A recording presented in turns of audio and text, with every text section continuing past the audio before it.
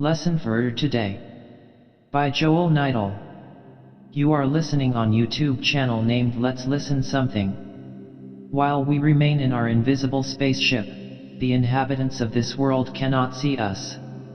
Prepare to take notes now in preparation for your final exam on the subject alien creatures and their actions in given situations.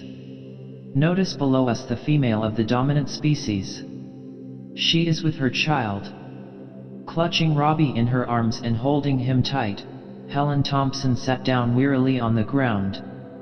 The cold and dampness was all around her, boring through the thin cotton dress she wore.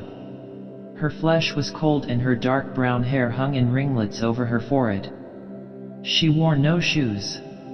She had lost them miles back, near the ruins at the edge of Chicago. Her feet were blistered and bleeding, numb now from the cold of early morning.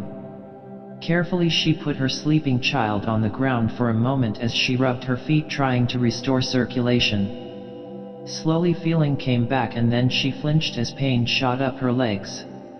She picked up the child and started again, heading westward. See the way she tries to protect her young, cradling it in her arms, shielding it from the coldness with her own body. Now the sun was higher in the sky. The cold was gone now.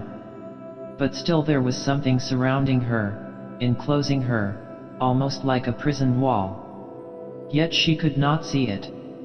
Radiation. Radiation from the long exploded bombs. It poisoned the air. It killed all vegetation. It killed all the animals.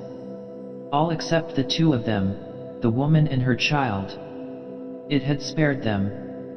Not because it wanted to, but because it had to. Vaguely she remembered. She and Robbie had been sitting in a Chicago park when the first bomb dropped. It fell quite near them, about 3 miles away. She remembered the bright blinding flash. Above them the branch of a tree cracked. It fell to a point 20 feet over their heads. Then it stopped. It was as if some force held it back. The force, whatever it was, also held back the heat. But it didn't stop her from fainting in terror. When she regained consciousness, the burned and broken city lay all around them. Buildings were fused together. Everywhere was destruction. Everywhere except around she and Robbie. There, the grass was green and flowers grew. At the edge where the green ended and the black began, there was a pile of rubbish piled up as if leaning against something. She picked up a stick nearby and threw it. It reached the point where the green stopped and then it too stopped, in the middle of the air. Finally it fell to the ground. She arose and walked over to where the stick lay. She extended her hand a few feet in front of her, and touched something. Something tangible, yet she could not see it. And no matter how hard she pushed, she could not extend her hand beyond a given point. A dome was covering them and protecting them. For weeks she and Robbie stayed under the dome while the wind took some of the radiation away. Each morning, when they awoke, a package of food lay by their side. Strange food, food they had never tasted or seen before. Alien food. They had been spared by what? The puzzling thoughts spun in her mind. Why were they being spared? Who was sparing them? Then one day, weeks after the bombs dropped, the dome disappeared.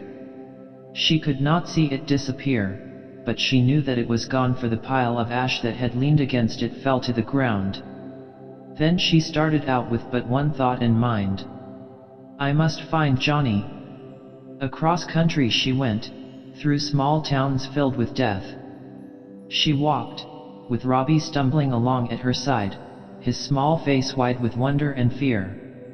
Her heart ached as she looked into his staring eyes, while an occasional whimper left his lips. Mommy, where's Daddy? Where is he, Mommy? She gripped his hand tighter and continued to walk, each mile a numb and crazy nightmare. Now take note of the setting the aliens are in. It took careful planning for our scientists to devastate the planet's surface as you now witness. It was late afternoon when Helen stopped to rest by a seared oak tree. Robbie had been walking beside her. Suddenly he turned and looked up at her. "Mommy, why are we walking so far? I'm tired of walking. I don't want to walk anymore. Where is Daddy?" "Hush, dear. We're going to find Daddy." She knew they would never find him alive. But something made her keep going. Something inside wouldn't let her turn back. She had to know. "We've got to find Daddy so he'll make everything right again, don't we?" She hesitated before answering. Yes, that's it. We've got to find Daddy so he can help us and make everything right again." "Oh. Go to sleep, Robbie. You've got to rest." "But I'm hungry." "Sleep, dear. We'll eat later." She kissed him, sat on the ground beside him and rocked his head in her weary arms.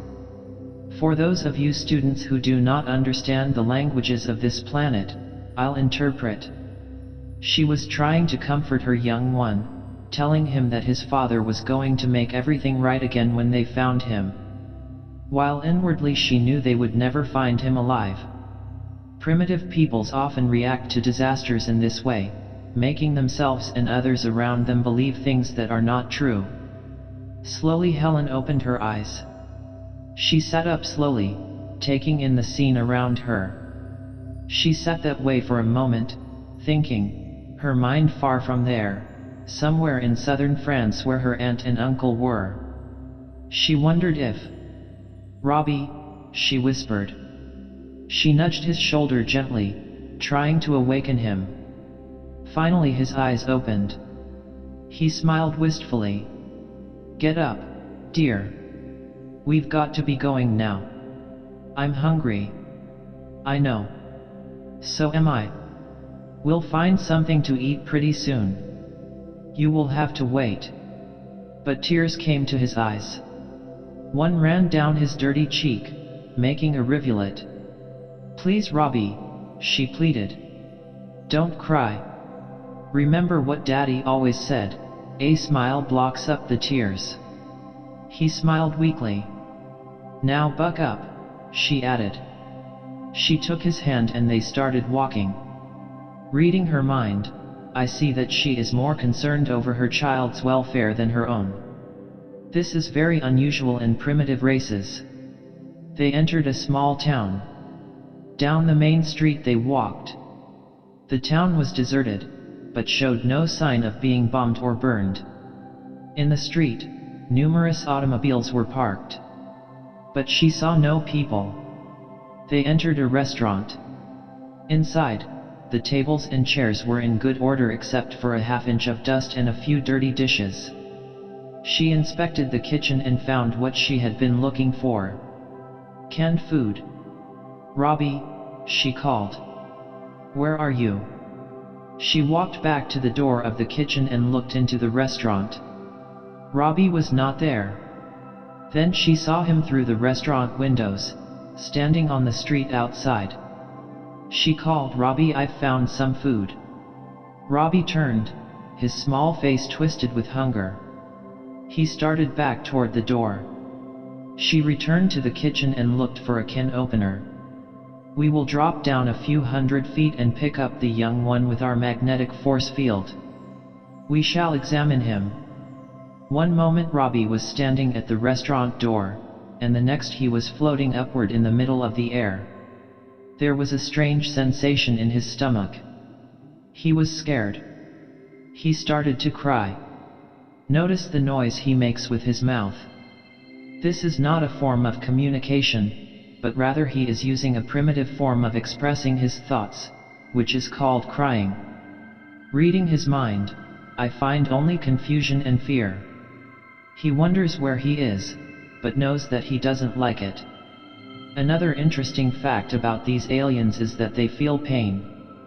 It is hard to understand and even harder to explain. But I will try. We are aware of touching something or somebody only as a sensation on the skin. These people have more than that. Now watch. As I cut the skin of this young one slightly, notice that he jerks and screams louder. He is feeling pain. It is a strong sensation that leaves a sharp impression on the brain. That does not fully explain it, but it is the best I can do along with this demonstration. Oh, good God. Robbie. What happened, honey? What happened? Then she saw the blood dripping on the floor. Robbie, your arm. Then he was in her arms, sobbing hysterically. They took me, and cut me But he could go no further. Carefully, she laid him on a table and examined his arm. The bleeding had subsided some. She took a clean wet cloth and wiped off the blood. Then she bandaged it. Robbie had stopped sobbing now, but the tears were still coming. She tried to get the story of what had happened to him, but what she did hear, she didn't believe. After he finished she said, "Now, Robbie, I can't believe that you were lifted into the air by a spaceship, tied to a table and cut in the arm by some monster. But mommy, that's what happened. Honest. And when I was laying on the table I heard them talking. But I couldn't understand what they were saying." A grimness filled her as he spoke. And then a terrible horror spread through her. She remembered the Chicago park, when the bombs fell, how they alone seemed to be spared death. Was it possible? She grabbed Robbie into her arms and dashed up the street away from the restaurant. She saw a car standing by the curb and ran to it. There were keys in the ignition. She put Robbie on the front seat and got in. As the motor coughed into life she meshed gears and sped out of the town. One thing buzzed in her mind. Peoria, that's where Johnny is. Oh, Johnny, help us. The conveyance in which you now see them is called an automobile. It is propelled by a liquid fuel, gasoline, in an internal combustion engine. We purposely had the automobile left there for them. She drove through the industrial section of Peoria. She knew she was near the factory where Johnny worked. She started looking for the building, thinking how unfair it was for Johnny to have taken a job so far from Chicago. But her heart lifted as she thought about her husband. Johnny, we're here. There. To her left. There it was. She stopped the car, took Robbie's hand and ran toward the building. Mommy, is this where Daddy is? Is he here? Robbie's voice trembled. She nodded her head as they ran. Yes, Robbie, Daddy's here. She reached the building. The door was open and they stepped inside. She was breathless now. Johnny so close. She led Robbie to the stairs and her knees shook as they went up. Johnny, she called, her voice close to hysteria. But there was only silence. She ran down the hall on the second floor, pulling Robbie with her, heard him sobbing. Then she saw the door and the gold letters on it.